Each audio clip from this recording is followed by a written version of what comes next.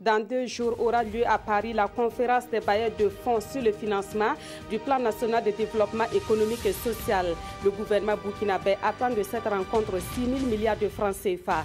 La délégation gouvernementale est déjà sur place à Paris pour préparer le terrain.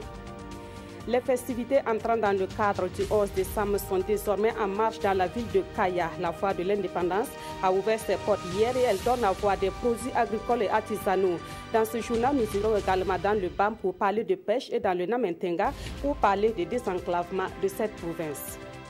À l'Assemblée nationale, les députés ont décidé ce lundi de restituer au gouvernement les tablettes qu'ils avaient reçues le 10 novembre dernier. Une décision prise pour mettre fin à la polémique qui avait été déclenchée au sein de l'opinion suite à la réception de ces outils par la représentation nationale.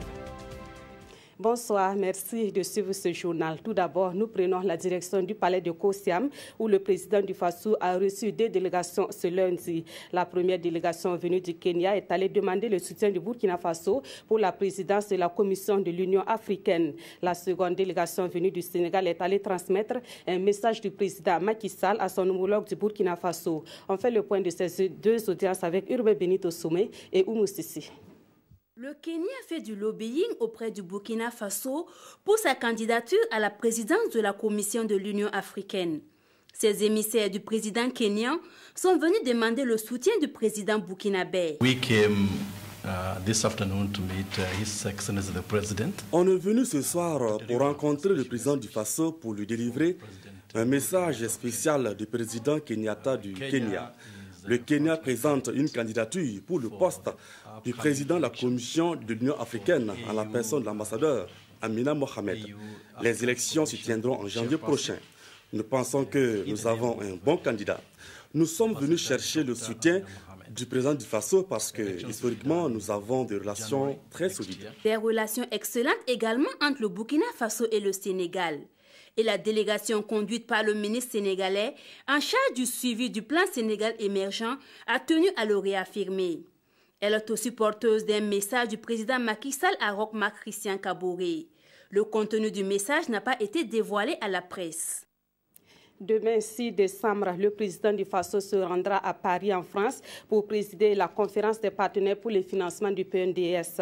Cette importante rencontre entre le Burkina Faso et ses partenaires économiques et financiers aura précisément lieu les 7 et 8 décembre. Elle sera l'occasion pour le Burkina Faso de sensibiliser davantage ses partenaires sur la nécessité de financer le PNDS pour une mise en œuvre réussie du programme présidentiel. Au nom des partenaires qui seront présents à cette conférence, il y a naturellement la France, mais aussi les États-Unis et le Canada et des institutions telles que le PNUD, la Banque mondiale, la Banque africaine de développement et la Banque islamique de développement.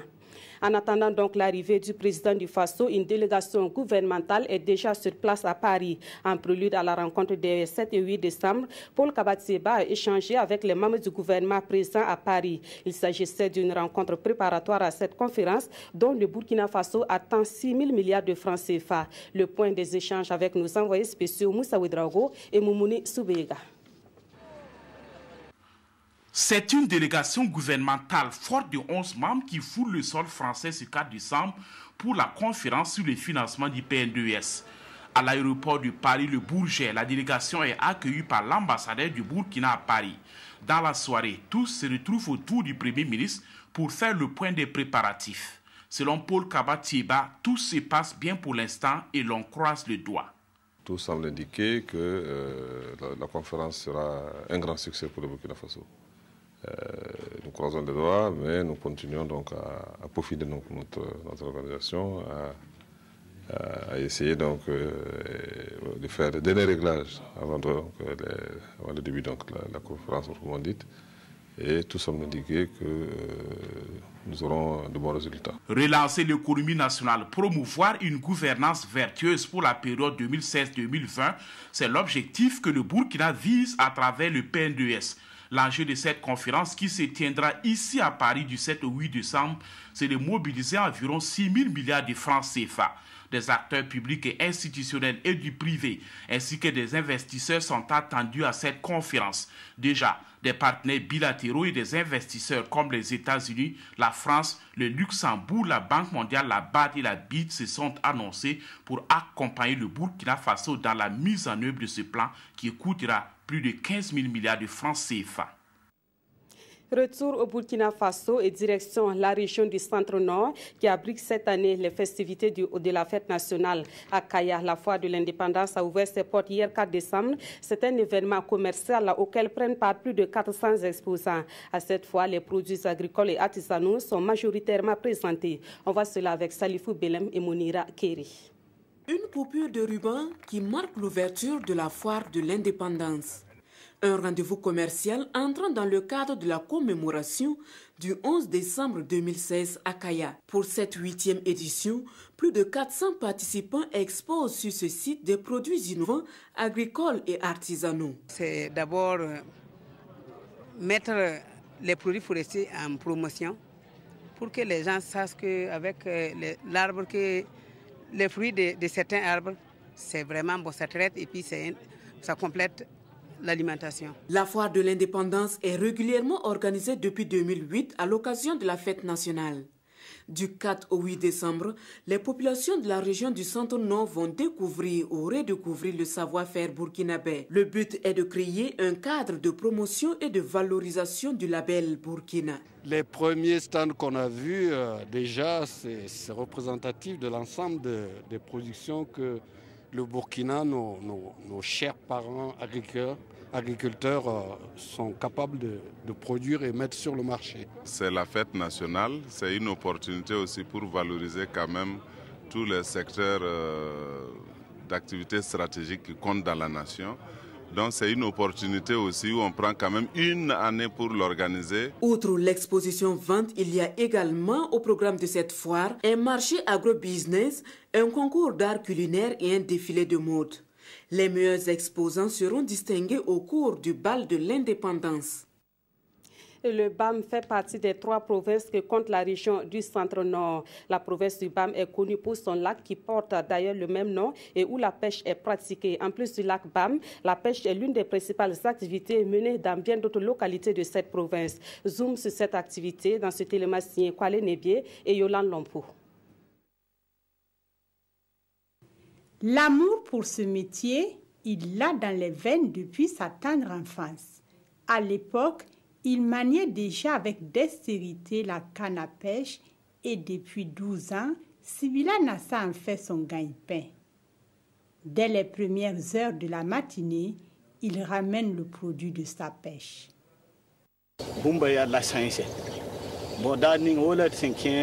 Mon chiffre d'affaires varie. Il y a des jours où la pêche est infructueuse et je rentre avec 2000 francs seulement en poche. Présentement, j'ai développé un partenariat avec une vieille dame. Et lorsque je ramène du poisson en grande quantité, elle passe prendre. Les eaux du lac sont en majorité peuplées de tilapia, de silure et de sardines. Et à quelques pas de là, Awa sert d'intermédiaire entre les pêcheurs et les vendeuses une fois le poisson retiré de l'eau. Dans sa cour, elle conditionne le poisson en attendant d'éventuels acheteurs. Et c'est ainsi depuis plus de 20 ans. Les moyens me font défaut pour agrandir mon entreprise. Je me ravitaille auprès des pêcheurs. Ma clientèle est surtout féminine. Elles viennent de plusieurs localités et je vends par tas car je ne dispose pas de balance. Seulement avec l'envasement et l'ensablement du lac, ce dernier a perdu un peu de ses poissons. La quantité de poissons pêchés dans ce lac ne permet pas de couvrir les besoins des populations. Les espèces comme les tilapias et les nautica ne résistent pas dans les eaux boueuses parce qu'il n'y a pas assez d'oxygène pour qu'ils puissent survivre. Si on fait la moyenne des 5 années, de 2011, 2012, 2013, 2014, 2015, on a une production moyenne de 254,25 tonnes de poissons. Si vous voyez ce qu'on pêche, c'est vraiment des petits poissons. Les poissons n'ont plus le temps de se reproduire parce que l'activité est très intense sur le lac. Donc les quantités qui sortent ne suffisent pas à la population du BAM Ce qui fait qu'il n'y a pas d'exportation comme ça de poissons vers Ouagadougou ou bien. Au contraire, on fait venir du poisson vers d'autres provinces. Ce qui est produit naturellement ici, c'est vraiment la meilleure qualité. Attention, les poissons pêchés sur place au Burkina sont certes sans danger, mais les spécialistes recommandent de ne pas manger le silure fraîchement pêché, car il contiendrait, selon eux, des résidus de métaux lourds. L'autre province du Centre-Nord, le Namantenga, elle est connue pour son désenclavement. Dans le domaine des routes, par exemple, la province est traversée par seulement 65 km de bitume sur plus de 380 km de voies. Des projets existent à court et long terme pour sortir Namantenga de cette situation. Des projets dont la concrétisation est fortement attendue par la population de cette province. Constat avec Constantine Koulibaly et Sanoua Christine Koulibaly. Nous sommes sur l'axe Boulsa-Kaya. Sur cette voie, crevasses et nids de poules se succèdent et il serait ainsi sur la majeure partie des axes de la province du Namantenga, l'une des provinces les plus enclavées du Burkina. De Boulsa, on ne peut aller à Kaya qu'en hélicoptère. À moto, il faut 3 heures pour parcourir les 85 km. Il faut également 3 heures pour allier Puitenga. Alors que Puitenga-Ouagadougou, on peut le faire en moins d'1 heure. Nous avons fait des accidents plusieurs fois à cause de l'état de la route. Actuellement, le réseau routier de la province est dans un état de dégradation vraiment très avancé. Et cela s'explique par le fait que nous n'avons pas eu d'entretien courant depuis plus de 3 ans. Avec un réseau routier de plus de 383 km, dont 135 km de route nationale, la province du Namantenga est seulement traversée dans sa partie nord par 65 km de bitume. Une situation qui n'est pas sans conséquence sur l'économie locale. Tant qu'on n'a pas donc de voie, l'accessibilité là, bon, ça n'attire pas donc des investisseurs. Même les compagnies là, vous voyez qu'il n'y a que peut-être donc 2 compagnies donc, qui desservent donc toute la province jusqu'à Ouagadougou. Ce n'est pas normal parce que la route là est pratiquement impraticable. Donc c'est difficile quand donc, les gens n'ont pas accès facile donc, à une localité. Bon, réellement donc, ça cause vraiment donc, beaucoup donc, de difficultés. Surtout en période hivernale, il arrive des moments où vous pouvez purement et simplement ajourner votre voyage parce que vous ne pouvez pas accéder. Vous ne pouvez pas atteindre Puitenga, ni Zorgo, encore moins Kaya. Donc ça, c'est l'un des problèmes les plus difficiles qui compromettent le développement de la province. Mais des projets sont prévus à court et à long terme. Actuellement, il y a des travaux qui sont en train d'être lancés. Et il y a une convention qui a été signée avec le génie militaire, voilà, pour intervenir sur plusieurs axes de la province. Notamment, on peut citer Piboré-Boulsa, Boulsa-Dargo, Boulsa-Tougouri qui fait 82 km et Tougouri-Bouroum-Nagbingou-Yalogo qui fait 85 km. Donc nous pensons qu'à l'issue de cette intervention, voilà, beaucoup de problèmes seront résolus. Et dans le cadre du programme présidentiel en matière de désenclavement, 15 km de pistes rurales vont être aménagées en 2016 et 54 autres en 2017. En attendant, la population est remontée. Elle espère qu'à Kaya, à l'occasion du 11 décembre, les autorités daigneront se pencher sur la question de l'enclavement de la province du Namantenga. Et toujours en rapport avec le désenclavement de cette province, on l'a appris ce soir à travers l'agence d'information du Burkina que la population du Namantenga a battu le pavé ce lundi pour dire non au désenclavement de leur province. La population réclame entre autres le bitumage de la route Boulsa-Kaya, la construction d'un palais de justice et l'ouverture d'une banque commerciale à Boulsa. Après avoir parcouru quelques artères de la ville de Boulsa, les manifestants se sont retrouvés devant le Haut-Commissariat du Namantenga où ils ont transmis leur message au secrétaire général de la province. On reste dans la région du Centre-Nord pour parler cette fois-ci de désertification. Des acteurs intervenant dans la lutte contre ce phénomène ont suivi une formation la semaine écoulée à Kaya. Au menu de cette formation, la résilience des populations au changement climatique. À plus de précision avec Mounira Kéri. C'est la fin de 3 jours de réflexion pour le développement des marchés des produits forestiers non lieux. La FAO espère réduire la pauvreté et éliminer la faim dans la sous-région à travers la vulgarisation des produits forestiers non lieux.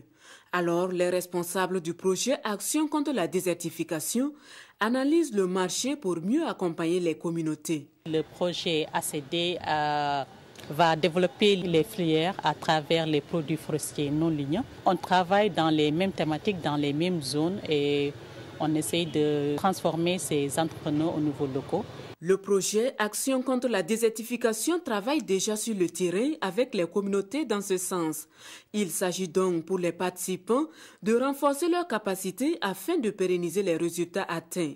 Pour cela, chaque pays a eu l'occasion de partager son expérience. Nous avons un volet de récupération et de valorisation des terres dégradées qui passe donc par des travaux de labour à la charrue Delfino. Ça passe également par les travaux de défense et restauration des sols. Nous avons ensuite un autre volet qui est la valorisation donc, de toutes les ressources afin donc, que ce soit des supports aux activités génératives de revenus. Ce sont des participants aguerris en matière de promotion de produits forestiers non lieux qui rejoignent leur pays pour poursuivre la lutte contre la faim et la désertification. Autre point de l'actualité, ce 5 décembre est célébrée la Journée internationale du volontariat. Cette année, la journée est placée sous un thème intitulé « Les volontaires sont les meilleurs parmi nous ». À Ouagadougou, la cérémonie a été une occasion pour dresser le bilan des actions des volontaires au Burkina Faso. Une cérémonie suivie d'une visite des locaux du Programme national de volontariat. Ibrahima Sombier et Oumou Sissi. En 10 ans, plus de 27 000 missions de volontariat ont été effectuées au Burkina Faso selon une enquête. La célébration de la Journée internationale de volontaires vise à reconnaître la contribution de ces bénévoles dans le développement des États et de leur rendre hommage. C'est l'occasion d'exprimer toute ma foi et ma fierté aux valeurs de l'engagement volontaire qui a pour centre d'intérêt le capital humain. C'est l'un des fondements sur lesquels se base le programme du président du Faso, son Excellence, M. Rochmal Christian Kaboré.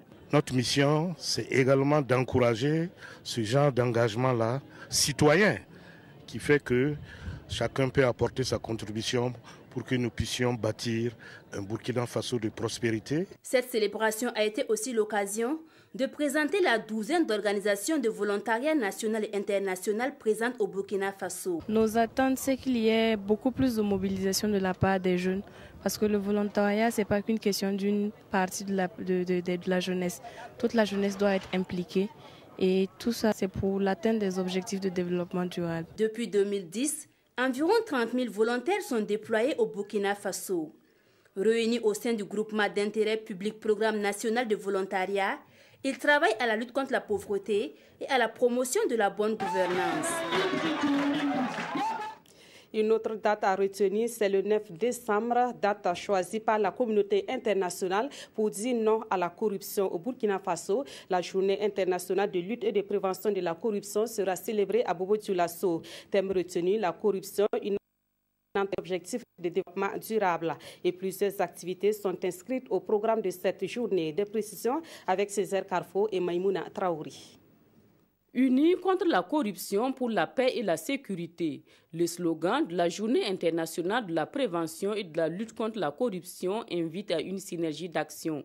Au Burkina Faso, tous les acteurs de la lutte se sont donné la main pour une célébration unifiée. La commémoration de la journée du 9 décembre offre à nouveau l'occasion aux acteurs anticorruption de rappeler à la conscience nationale les méfaits de la corruption et partant la nécessité de la combattre. La non-rentabilité de la corruption est manifeste. A contrario, la lutte contre la corruption s'avère un investissement rentable et il faut s'y employer. Le thème de la célébration au plan national est l'application de la loi anticorruption, enjeux et défis. Outre les garanties normatives et institutionnelles, certes importantes et consistant à densifier et à perfectionner l'arsenal juridico-institutionnel, il importe de mobiliser des moyens et des expertises à la hauteur du défi que nous oppose la corruption. Il nous faut, en plus de décourager le passage à l'acte en resserrant les mailles du filet, créer un environnement qui asseye durablement une culture du refus de la corruption. Les acteurs de la lutte anticorruption invitent les autorités publiques à faire de la loi anticorruption une priorité et à donner l'exemple par la déclaration de leurs biens conformément à la loi. Et puis cette information en bref, je vous le disais en titre, l'Assemblée nationale a décidé de restituer au gouvernement les tablettes qu'elle avait reçues le 10 novembre dernier. La décision a été prise sur proposition du président de l'Assemblée nationale au cours d'une séance plénière ce lundi 5 décembre 2016. Cette décision, selon un communiqué de l'Assemblée nationale, a été prise pour mettre fin à la polémique et à l'incompréhension d'une partie de la population suite à la réception de ces tablettes. Rappelons que ces tablettes au nombre de 130 avaient été offertes aux députés le 10 novembre dernier, suscitant donc la polémique au sein de l'opinion publique. Dans l'actualité également, le syndicat des travailleurs de l'action sociale appelle les travailleurs de ce secteur à un arrêt de travail de 48 heures à partir du 7 décembre prochain. Il s'agit d'un mouvement de grève pour exiger de meilleures conditions de vie et de travail. Le SYNTAS et la Confédération générale du travail du Burkina Faso ont donné l'information à la presse ce lundi à Ouagadougou. Nongba Kouda, Estelle Judith Assorba. Le SYNTAS, le syndicat des travailleurs de l'action sociale et le comité de la Confédération générale du travail du Burkina passent à la vitesse supérieure pour exiger la satisfaction de leur plateforme revendicative. Une plateforme revendicative qui comporte 8 points. Il s'agit entre autres de la reconstitution de la carrière du personnel des ex-garderies, du rétablissement de l'indemnité spéciale d'accueil et de permanence supprimée en 2011 à tous les agents et l'annulation des nominations de complaisance de certains agents. Ce n'est que dans le mois de septembre que certaines directions ont commencé à recevoir ce qu'on appelle le carburant pour fonctionner. Les services étaient mis au pilori. Aucune directive, aucune ressource n'a été allouée. Ces deux structures syndicales estiment que les autorités gouvernementales manifestent une attitude de mépris vis-à-vis de leurs préoccupations. Les réponses qui ont été apportées à notre plateforme revendicative ne datent pas de 2 mois. Et là aussi, ce sont des réponses évasives, à la limite insultantes. Ce mouvement de grève est une manière pour ces organisations syndicales d'élever le niveau de protestation après des sittings et autres actions multiformes menées. Si elles n'obtiennent pas satisfaction à l'issue de ce mouvement, ces deux structures envisagent d'entreprendre d'autres actions plus fortes. La Fondation Nasmour vient en aide à ses pensionnaires pour leur insertion socio-professionnelle. Elle leur octroie des fonds de roulement et des équipements pour entamer le métier dans lequel ils ont été formés. La cérémonie de lancement de cette aide a eu lieu le samedi dernier au siège de Nasmour. Nongba Kouda, Nathalie Sawadgo, Nabaloum. Plus de 900 000 francs CFA, c'est le montant qu'offre la Fondation Nasmoud sous forme de microcrédit à chacun de ses apprenants en fin de formation. L'objectif est de les aider dans leur insertion socio-professionnelle. Cette fondation a été vraiment bénéfique pour moi, dans ce sens que je suis arrivé ici pour les études, plutôt les études universitaires, et j'ai voulu me lancer dans le stylisme. Grâce à la fondation, j'arrive à réaliser mon rêve, c'est-à-dire faire le métier que j'ai toujours voulu, habiller les gens. C'est un lourd projet, voilà, nous souhaitons vraiment que les apprenants prennent ça vraiment au sérieux parce que c'est une aubaine.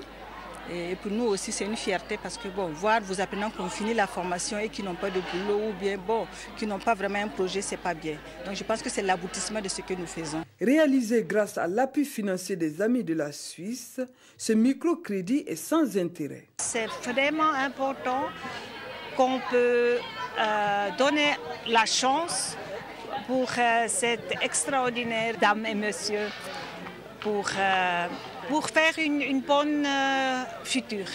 La directrice de la fondation a invité les bénéficiaires à respecter strictement les clauses de cette aide afin de pérenniser le projet. La fondation Nasmoud est un centre de formation dans le métier de la couture, de la coiffure, de l'esthétique, du stylisme et de la mode.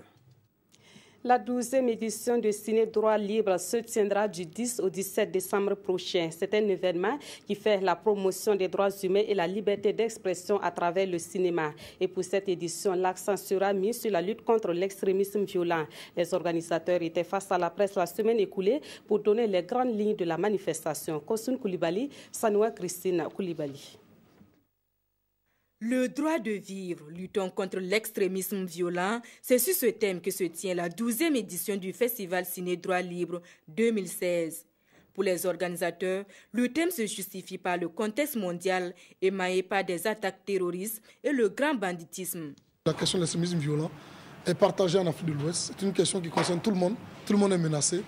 Et pour nous, Ciné Droit Libre est une plateforme, un espace qu'on peut exploiter pour sensibiliser sur l'extrémisme violent. C'est dans cet esprit que des producteurs burkinabés se sont mobilisés pour une révolution africaine. Point de départ de la réalisation d'un film documentaire intitulé « Espoir démographie ». Un film qui relate ici l'histoire du Burkina Faso au cœur du jeu démocratique. Il fait revivre une campagne électorale qui est censée remettre le pays sur les rails de la véritable démocratie. Donc la même motivation qui nous a amené à faire ce film sur l'assassinat d'un journaliste qui a catalysé tout le Burkina Faso et même l'Afrique. Donc un phénomène très important. Et c'est cette même motivation qui nous a guidés aujourd'hui à faire ce film sur les premières élections libres et transparentes du Burkina Faso. Ce festival regroupera des invités internationaux et des ambassadeurs de la paix.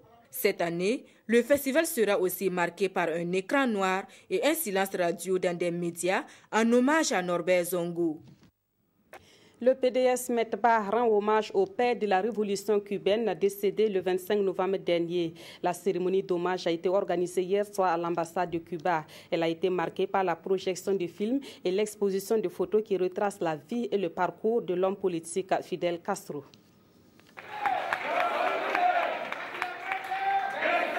C'est un hommage rendu ici à Fidel Castro par le parti PDS METBA, les anciens élèves de Cuba et aussi les amis. Et pour convaincre l'Assemblée que l'idéologie prônée par le leader Maximo mérite bien tout attachement, le président du PDS METBA a livré ici des heures durant un cours d'histoire sur l'homme, ce qu'il a été et surtout son idéal politique. Un idéal que le PDS METBA partage et s'engage à promouvoir. Fidel Castro repose désormais à Santiago, à la terre qu'il a vu naître. Et pour la représentation cubaine au Burkina Faso, Castro mérite bien cet ultime hommage du PDS METBA. Car l'homme est et restera à travers l'héritage qu'il a légué à Cuba, mais aussi au monde entier. Fidel a consacré toute sa vie à la solidarité et a pris la tête d'une révolution socialiste d'ensemble, par l'exemple et pour l'ensemble, devenu un symbole de la lutte anticolonialiste, anti-apartheid, un symbole de la lutte anti-impérialiste pour l'émancipation et la dignité des peuples. Nous sommes Fidel Castro, nous sommes fidèles, nous sommes fidèles. Pour Anna Maria, le défi sera désormais de pérenniser cet héritage. Et tous ici se sont engagés à le poursuivre. Voilà, c'était donc un reportage de Billy Douba Zongo et Zalissa Sanfo. Et puis c'est hier dimanche que Fidel Castro a été enterré à Santiago de Cuba. Cette cérémonie a mis fin à 9 jours de deuil qui avaient été décrétés pour rendre hommage de Maximo. Et conformément au souhait de Fidel Castro, son image n'a pas été immortalisée. Dernier élément de ce journal, la revue de presse, les parutions de ce lundi, largement les résultats de l'élection présidentielle en Gambie. Autre sujet auquel se sont intéressés les journaux, le bilan de la gestion du pouvoir par Roch-Marc Christian Kaboré. La revue de presse est avec Vincent Tchendrebego. Premier anniversaire de la gouvernance de Roch-Marc Christian Kaboré, le MPP et ses alliés dressent un bilan satisfaisant, titre citoyen dans sa édition du jour. Et le journal de reprendre la longue liste d'actions présentées par la majorité présidentielle pour défendre ce bilan. L'observateur Palga, pour sa part, souligne les grèves à répétition que le pouvoir présente comme faisant partie d'un héritage chaotique qui marque une difficile reprise de l'économie. Avec grève plus grève, on aboutit à la grève générale et à la tambouille, propos de Salifou Diallo rapporté par l'Obs.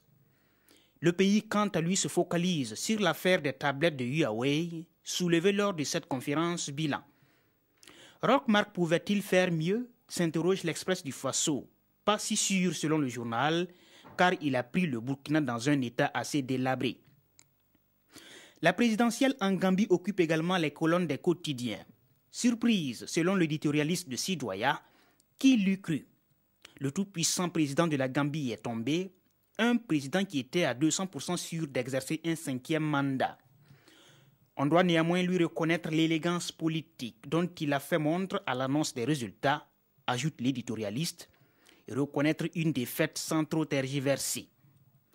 Place maintenant à la délicate opération de déminage, ajoute l'observateur Palga, qui relève cependant que Yaya Jammeh ne manque pas de cadavres dans ses placards. Cadavres dont les fantômes pourraient se mettre à ses trousses, à moins qu'on veuille, comme c'est le cas le plus souvent, sacrifier la justice sur l'autel de la paix sociale. Et ça tombe bien, selon Aujourd'hui au Faso, puisque c'est son ex-ministre de la Justice, Fatou Bensouda, qui est à la tête de la CPI, et pour peu qu'elle applique le devoir d'ingratitude. C'est la fin de ce journal. Merci de l'avoir suivi et merci de rester fidèle au programme de la RTV.